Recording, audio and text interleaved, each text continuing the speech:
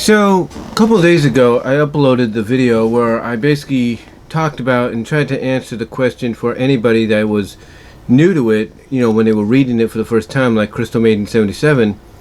I tried to basically, talk about, what was or what is a Sly encounter. Long story short, as I said in that video, it is basically a fan interpretation of what fans like Game Boy Sage and their colleagues feel could have happened in their minds from their perspective after Sally was roboticized into Mecha Sally. And let's just say all you have to do is check out that video, which I'll link at the end of this one, to see exactly what I'm talking about and how I basically explain, and from my point of view, reading it for quite some time, when it would when a page or so would come out, exactly what it's about and everything, and why they made it or made it in this manner, if you will. But what's funny about it is when you think about Crystal Maiden 77 doing this review, it's ironic that she's doing it around this time frame, because around this time frame is when the Mecha Sally deal started to show its face. Yeah. It's hard to believe that, but it was around this time frame that started to happen. And I'm gonna say this right now. Looking back on it, I still stick by what I said about it. I mean, even when Zara Nizarak was opening my package and I asked him his thoughts on the whole why he was one of the people that liked Masters Universe Revelation, or what was his take on the not IDW, but the Image Comics version of the Turtles. He brought up the fact that there were some things about, the Sonic comic that, I didn't like. There were basically some things that I didn't really care for. And this right here, the Mecha Sally one, was especially one of those things I didn't really care for. And honestly, I'm not alone in it. I'm not really alone in it. And, when you look back on it, about a decade later, nothing really has changed, in my opinion. Nothing really has changed. I mean, I remember when this happened, I was like, I'm making a vow right now that even though I'll still be subscribed to the books, I'll still get them issue by issue, month by month, I'm not going to read a single one of them. I was not going to read a single one of them until the whole Mecha Sally thing was over with and she was restored. I know that sounds kind of stupid to say, or crazy to say, but I meant it. And every month I got an issue, and guess what? I never opened them. I never opened them. I may have done my own little insight from hearing what other people had to say about the story, through a video, either on camera like this or audio. I would do my own little insight of the issue, from what other people have said. And that would be it. I'd still give my monthly opinions, when I would do those. Nothing changed there. But doing full-on reviews, I couldn't do them. I could not do them because honestly, I felt like a lot of fans that this was a dumb move. This was an absolutely dumb move, by Ian Flynn and Archie Comics. It was. I mean, when I do look back on it, I get what Ian Flynn was trying to do. He was trying to create, a foundation. He was trying to create a catalyst, if you will, for how he wanted to rebuild the Freedom Fighters, for a new generation of readers that might be curious as to why they were so popular, with the older generation. I was just checking my computer there, so it just likes to load sometimes. I don't know why when it goes idle. But anyway, like I was saying, I can understand, looking back on it, why, Ian Flynn went this directive. He wanted to create the building blocks to something that would, again, like I said, showcase to the newer readers exactly why the Freedom Fighters were so popular with the older generations, the ones that had grown up with the comic since its beginnings, and the show that it was tied to, in a sense. So I can understand what he was going with from there, from that perspective. But still, there were many other ways to go about it. And when I look at, people like Game Boy Sage, GBS, and what they've done, and when I see what, people at ASO, Archie Sonic Online have done, to me, I think these are the best solutions. I think these are some of the best, alternatives to come up with. I mean, Archie Sonic Online, the staff there, the people there, they decided they were going to continue the story as they felt, or Ian Flynn, and probably talking to Ian Flynn, originally wanted to, go with. They basically went in the direction, I should say, that they believed Ian Flynn was going to go, and then basically took that idea and combined it, just like what they did with the Sonic Underground story, combined it with their own interpretations, their own thought process of what they felt could be the next step, the next, move, if you will, and went from there. And so far, honestly, on their part, they've been knocking it out of the park. They've been doing a phenomenal job. Game Boy Sage, is somebody else, if you will, that pretty much has been knocking it out of the park with their interpretation. They're staying true somewhat to the original. I would say somewhat, if not, kind of. I'll put it this way: they are staying true somewhat to an extent, if you will, as to the original story arc. But like I said in the video where I talked about the crossover and why it was and why they decided to go with that direction, they're doing it in a way to where basically you're incorporating other characters from other universes to show basically how immensely huge this situation is, but also going in a direction that, although might sound and seem a little ridiculous to those that are reading it now, in the long run makes sense. Because if you have a magical item like a blue Chaos Emerald basically saving you from a possible fate worse than death, and then by doing so causing the thing that would have gave you that fate worse than death, causing it to turn itself into a mechanized version of yourself, not making those around you realize, your friends, that, hey, this is not real you and the real you's okay.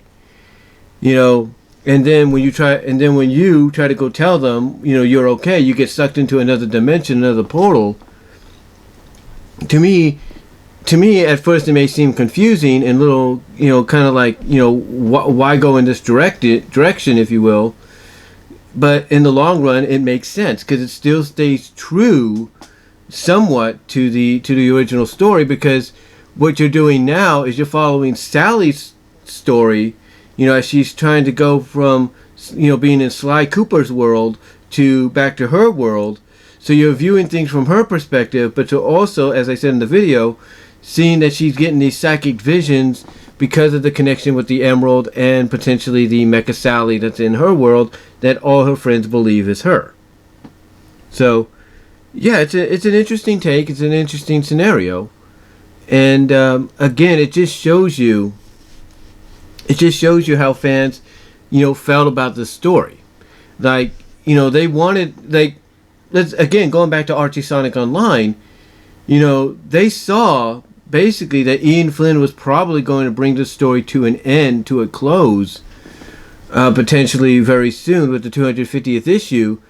But when legal situations took place and caused everything to basically be shelved indefinitely, they decided, okay, well, Ian couldn't do it. Guess what? We're going to do it, and that's what they've done. Same thing they did with Sonic Underground. With that finale, they decided to take it into their own hands, combine some of his ideas that he had in mind for what was going to happen, and merge it with theirs, or merge it with their ideas of what they felt could happen, and the rest is history. So they decided to take it upon themselves. And there are others basically that have gone in a different direction too. Some have even decided through fan arts and webcomics that Sally would get her free will back, but she wouldn't be, de-roboticized just yet, that they would work towards it. And sometimes the, obtaining of free will would come shortly after she got roboticized and weaponized and all that. That, after the first encounter or so, some of the stories have had them use a lot of rings or a Master Emerald to restore her free will and go from there. And, and just work towards that moment of de-robotization. And it's all because of the fact that, a lot of them, like me, didn't want to see this get dragged on for any longer. Like I said, the fans that would basically give her back her free will shortly after she's roboticized or weaponized, would do it because, like I said, they don't want to see it go on for much longer. So they'll basically, or they didn't like seeing it go for so long. So they decided to make their own interpretation. Like I said, Game Boy Sage has done that, or did that with a sliding counter. You have Archie Sonic Online somewhat doing that. When they decided to finish off what what they felt Ian Flynn intended to do, instead of instead of consistently dragging it out, because there were rumors they wanted to drag this out for a long time, and honestly, I don't think any fans wanted it to go up to the 300th issue, from what some rumors were saying. I mean, as I mentioned before in a video, Ben Bates, I think I talked to Ben Bates online, and he basically said that there were plans to go all the way up to 300 with this.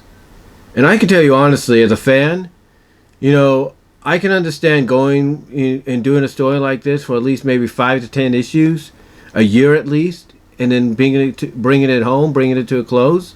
That's fine. But to go 300 issues with this story, no, that's going way over the line, in my opinion. Going way over the line. So, yeah, when I look back at this Mecha Sally deal, I'm happy at the fact that we have fans out there that do their own interpretation of what happens afterwards. Whether it's a sly encounter, whether it's, finishing the story off as, they see, as, by combining their ideas with Ian's ideas and basically going from there, if you will, making it more, organic in a sense with, how Sally's, basically feeling the effects, so basically dealing with the effects of what she did as Mecha Sally and all that. You have all these, different, like I say, these different, directions that fans are taking, through web comics, written stories and all that. And like I said, some of them are even, giving Sally back her free will not even long after she was roboticized or weaponized, because they, again, didn't like the idea that she was in that situation to begin with, like myself. And the only time I finally was able to look through all the issues was when 247 happened, because I made the promise, I made the vow that once this came to an end, and 247 was that ending, that's when I would open up all the issues and review them, and you can check those videos out here on my channel, because that's exactly what I did. That's exactly what I did. But the thing is, when you get down to it, looking back on this 10 years later, a decade later, honestly, the Mecha Sally arc did not have to happen. It didn't. I mean, and everybody that's reviewed this, story arc as a whole, from beginning to end, or issue by issue, in their own kind of way, have basically agreed that there could have been other scenarios to go with. There could have been. Like I said, when you look at a sly encounter, they come up with an interesting scenario. Why couldn't they? Why couldn't the official comic come up with something like that in the first place? I mean, here's the thing. And here's the thing. And Crystal Maiden 77, I think, brought it up best. Sally had Nicole, basically direct the beam to her location, to their location, right?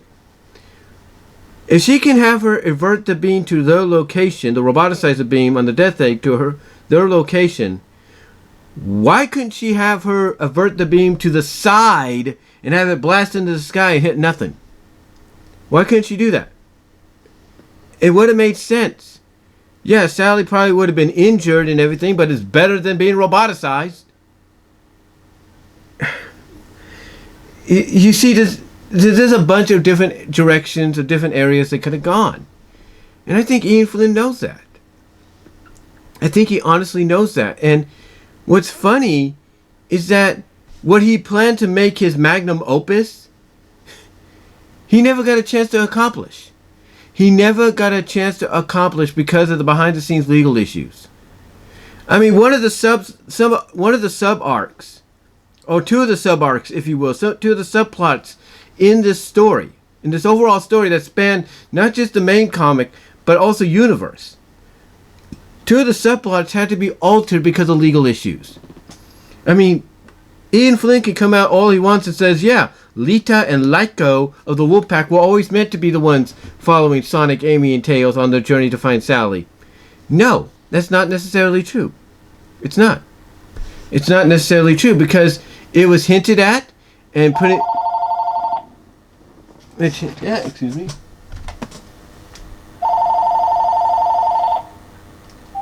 I don't know who that is. Sorry about that. But like I said, it was pretty much, hinted at, and hinted at, if not spoiled, that the character that the individual, not individuals, but the individual that would be following Sonic, Tails, and Amy would have been Hershey the cat. She would have been the one to follow them. And the whole endangered species deal, that was supposed to involve that Sonic and Tails and Amy, along with Knuckles, was going to be part of. That was supposed to involve Julie Sue. But because of legal issues, Julie Sue had to be removed. Just like Hershey had to be removed. And Ian Flynn didn't plan on this. He didn't plan on this. And we saw behind the scenes pictures of the fact that they had to change things. They had to change things. And there are behind the scenes pictures of when they're changing things that you could still see. And I think it's even in the issue itself. You can still see what was meant to be. And they had to change all that because of behind the scenes legal issues. And he didn't plan for that. He didn't plan for the fact that, I'm going to probably have to change all this, or I'm going to have to come up with a backup plan just in case this legal stuff interferes. He didn't plan on that. Nor did he plan on Sega saying, by the way, we have an issue of Sonic Universe and an issue of Sonic the Hedgehog we want you to dedicate to the Olympics and to Team Sonic Racing. Seriously? Seriously, you didn't account for that? You didn't account for that? To me, honestly, the timing for the story arc wasn't the best timing, period. Or the timing of how long he wanted to go, the planning of how long he wanted to go wasn't the best time. Again, you want to do a story arc like this? Fine. But do it for 5 to 10 issues. Or even a year at most. Not over a year, almost 2 years in total. Or nearly 2 years in total. Or 2.5 years, who knows. Basically, don't do it for 2 years in total when it comes to issues. On both ends of the spectrum, universe and the main comic. Don't do it. Plan more properly. Plan more properly. This is why, when you think about it, and you can read the trade paperbacks, which I do have a lot of them thanks to Frank Hill. When you read the Metal Virus arc, and you see how long it's gone, you can tell when somebody like Mega Beatman, when he gets to the final parts of it, is, in the tone of his voice, is almost happy it's over. Because of how long it's gone and how pretty much it basically, I guess you could say, just rinsed and repeated with several issues, or many of the issues.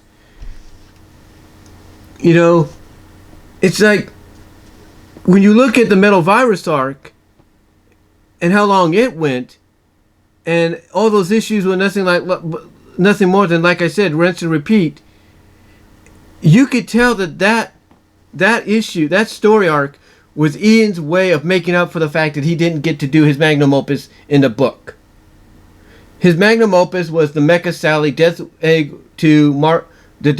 Mark II World Tour 2 arc. That's what it was. The Mecha Sally Death Egg Mark II World Tour 2 arc was supposed to be his magnum opus. But because of legal issues, he had to scrap it. So what did he do? Instead, he decided, okay, I'm going to make the Metal Iris my magnum opus in IDW. That's going to be my masterpiece. Which is why it went for as long as it did, because he was making up for what he couldn't do in the Archie book. Now you might say, well, didn't he make up for that when he did the Sonic Unleashed arc? Yeah, kind of. Kind of, he did. I mean, basically, the story arc spanned from 252 to 287. Yeah, he did do that, along with some Sonic Universe arcs. Yeah, he did do that. No questions asked. But here's the thing. All those issues, even though they were one continuity, one major story arc, even with universe involved, they all felt like their own individual short story arcs. Yeah, we knew they were all part of one big continuity, but they all felt contained into their own stories. Like, once you were done with this story, that was it. You can move on to something different. That's how they felt. They didn't feel like, constant, filler and, delaying and all that, when it comes to a story. Like Mecha Sally's arc was. Or the Metal Virus was. Which, again, when you listen to someone like Mega Beatman, I should say, Mega Beatman, and he's almost sounds elated that the story is over when he's reviewing the last issue to it, or one of them, to me, it's one thing to do a year-long story arc like the Iron Dominion arc. That's one thing. But when you decide you're going to basically rinse and repeat and use nothing but filler to basically, extend the length of a story for who knows how long because you want to create your own magnum opus, that you have to realize that that's not going to suit well with a lot of the viewers or the readers, or subscribers. It's not. Because we're now in a day and age where people want, action. They want, resolution right here and now. They don't want to keep being, pretty much teased with filler after filler, rinse and repeat, rinse and repeat. Which is why, even though some may have thought, hey, the Mecha Sally arc's a good idea to go with, and everything, that during its duration, they started to change their tone because they realized it was nothing more than rinse and repeat. It's like, where was the resolution? Where was, where was some kind of like consequence for Eggman and potential hint of, hey, Sally's going to come back and all that? There was none. There was none. Which again, when you compare it to the Sonic Unleashed story arc that they did, or the loose adaptation that they did from 252 to 287, guess what? Even though it was one constant story arc, it felt every story that was within that continuity, every chapter, if you will, every mini arc, mini plot, felt like its own thing, felt contained to the point that once you were done with it, you could move on to something different, and that's it. It didn't feel like it was continuously, obnoxiously going on and on and on for months and months and years. Which is why when I look back at this story arc, which began a decade ago, again, I understand where he was coming from with it, what initially his idea was, but it's one thing to it's one thing to come up with the idea of where you want to go with it, but then it's another to try to actually execute it. Yeah, it's one thing to plan it out and say, okay, this is what I want to do. This is what this is what my end goal is. But it's another to actually make it a reality and execute it. Because it's one thing to plan, it's another to execute. And if you don't make the execution right, you don't hit that target right, right in the middle, then what was the point? What was the point? There was no point. None whatsoever. And Ian Flynn should know that. He was a fan himself. He got himself, he basically proved himself good enough to get a job in the comic book industry, not just with Sonic, but various other titles. So he should know better than that. He should know better. And he's shown he's known better. He shows he can do better. Not just here in Archie, but in IDW as well. He's shown that he can do better. He's shown that he can understand what the fans want. But when you're insistent on taking a story arc like Mecha Sally, like the Mecha Sally Death Egg Mark II World Tour 2 arc, and you want to make it your magnum, and you're planning to make it your magnum opus, where the ultimate goal, the ultimate conclusion is to reintroduce the Freedom Fighters to the new generation of fans that are reading the comic, and you don't execute it the way you originally saw it, and you execute it poorly, and you end up giving people nothing more than rinse and repeat, filler after filler, not just in the main comic but universe, then you didn't then obviously what you planned, what you were planning out didn't get executed the way you were hoping. And when it comes to planning out something like a major magnum opus, you need to take a lot of things into consideration. And obviously, he didn't. Now, true, was some of these beyond his control, some of these situations beyond his control? Absolutely. Absolutely. But any comic book writer, freelance or not, knows that even if something legally behind the scenes is out of their control, out of their jurisdictions, out of their hands, that they need to come up with a solution to back them up. They need to come up with some ideas. So if I'm Ian Flynn and I'm hearing these rumblings of some legal issues happening behind the scenes with certain characters that I want to utilize in the book, for my story, for my magnum opus, then I have to start coming up with a backup plan, a solution to get around that. Don't keep continuously hyping up, Hershey's going to be the one following, is going to be revealed to be the one following Sonic, Tails, and Amy, or hey, Julie Sue's going to be part of the story, and then they end up not being involved whatsoever. Again, this story arc, like I said, I see where he wanted to go with it. And the potential honestly sounds good, but the execution, the planning may have been good, and the potential sounds good, but the planning was but the execution was done poorly. It was done poorly. And I think a lot of us saw that execution, a lot of us being longtime fans, saw that execution was going to be done poorly because of the fact that, it's one thing to do something like this, make a drastic shift in tone and in the story and do something nobody thought you would do. It's one thing to do that, but as longtime fans, a lot of us pretty much knew that, okay, you got the idea right, you got the plan, you got the surprise, the unpredictability down, but are you going to be able to execute it right? Are you going to be able to execute it properly? And a lot of us basically saw that no, he wasn't. That the moment he basically revealed Sally was going to be roboticized, I think a lot of us longtime fans knew, he's screwed. He's pretty much screwed up. His execution of this is going to be bad. He might have a few silver linings here and there, but the execution's going to be bad, in the long term. And guess what? It was. It was bad in the long term. I mean, like I said, he had some silver linings here and there, but the execution was bad. The execution was bad. The thing is, when you do a storyline like this, and you're planning to go in the direction you want to go in, it's one thing to plan it properly, like I said, and have a goal in mind, in everything, and the potential of all that sounds great, but it's the execution that's going to matter the most when you set it in tone, when you basically what's the word I'm looking for?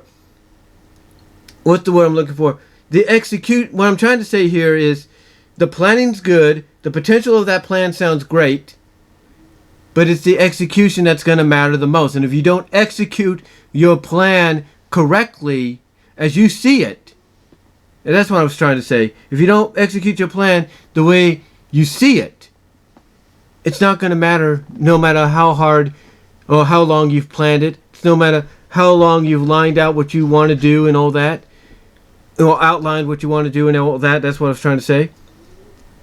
It doesn't matter, because in the long run, unless the execution, fits properly and perfectly up with what you want to do,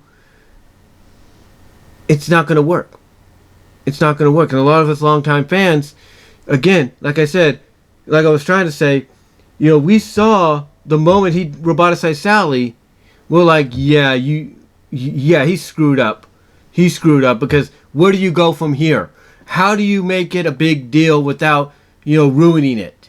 And at the beginning, yeah, it's looked like maybe he was on the verge of doing something, that would keep people's attention. But guess what? Afterwards, rinse and repeat. Rinse and repeat. That's all it was. The only silver linings in there were, the secret freedom fighters and then, and to an extent, team fighters. Or Team Freedom, or whatever they were called. The team that was led by Rhoda and Nicole and all them. And Nicole also being part of the secret freedom fighters along with Shard and Silver and all them. But still, those are the only silver linings. Everything else, not so much. Not so much. It was always rinse and repeat. And you can't have one silver line. You can't have one good thing and then have it basically overshadowed by something that's a rinse and repeat from a previous issue. You can't. You got to keep it going, and you got to keep it going. You got to keep everything on the same level. Not counteract one over the other. So, in all, guys, when I look back at this, I am glad that we have fans like Game Boy Sage. I am glad we have fans that are part of places like Archie Sonic Online, that are taking and other fans out there as well that I've mentioned, that are taking this Mecha Sally situation and either wrapping it up in the stories, the way that maybe that Ian Flynn intended, along with some of the ideas they felt fit better with fit better with the direction Ian probably wanted to go in, kind of hybriding them together. I'm glad for people like that. I'm glad, like I said, for people like Archie Sonic Online. I'm glad for people like Game Boy Sage, because you know what? The more you show us different alternative versions of what was, of what originally was planned, and you decide to go in other areas with it or wrap it up quicker than originally thought of, I don't think anybody could, looking back at the Mecha Sally arc, I know people would still be upset about it, but when you have all these other fans doing these things, to me, it's satisfying. It is satisfying. It is gratifying because of the fact that, you're getting it now from a fan's interpretation of how they think things should have gone. Like I said, you have fans that are giving Sally back her free will moments after she's been weaponized. You have fans wrapping up the story arc a lot sooner than what was originally planned, and even what Archie Sonic Online did. You have fans like Game Boy Sage giving us, a point of view from Sally. Giving us, kind of a POV point of view from Sally's perspective of what's going on with her being in another world. Things like that. You have Archie Sonic Online deciding that instead of dragging it out like it was rumored to be, according to Ben Bates, that instead we're going to wrap it up as originally intended, or what we felt Ian Flynn wanted to originally wrap it up as, and go from there.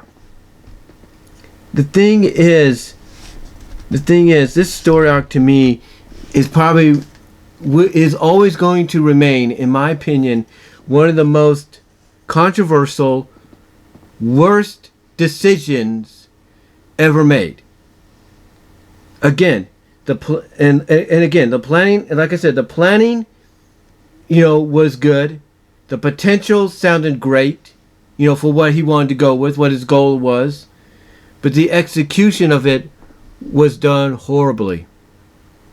It was done horribly. And you can't plan something with a goal in mind that looks good on paper and potentially sounds good to the ears of the fans, and not execute it correctly. Because when you execute it correctly, then you're going to have fans' attention for the entire duration of the arc. But when you don't execute what you're planning, what your plan is, and what potentially sounds good to the ears of the fans, when you don't execute it correctly, that's when you've screwed up, that you've messed up. And a lot of longtime fans, like I said, like myself, we knew the moment he did this to Sally, he had screwed up. He had messed up, he had screwed up, and there was no coming back. And I'm thankful, like I said, again, for fans out there that are basically using their interpretations of how they want to see, how they saw things going, and either wrapping it up quicker than, even ASO did, Archie Sonic Online did, or even different than what Game Boy Sage is doing, because again, there's a lot of us that felt that this was an unnecessary joke. That's what it was. Looking back on it 10 years later, it was nothing more than an unnecessary joke, and it shouldn't have been done. It was, to me, one of the most controversial, worst decisions they could have ever made. But what are your thoughts? What did you think about the Mecha Sally art looking back on it 10 years later? Do you agree with what I had to say here? Comment down below, live chat during the premiere, like the video, check me out at my Teespring store. Also check me out at BW Rose's discussions on all your favorite audio podcast locations except for Pandora. Also check me out at BW Roses on VENMO. Also check me out at patreon.com/BW Roses. As well as check me out at Venmo if you want to donate in one of those locations as well. But again, let me know what your guys' thoughts are. I do apologize for, stuttering a little bit or trying to think about what I was going to say. This is what happens, as I've mentioned before, when you do videos unscripted and you basically go off of the top of your head about what you're going to think about and talk about next. But again, let me know what your thoughts are, and I am out.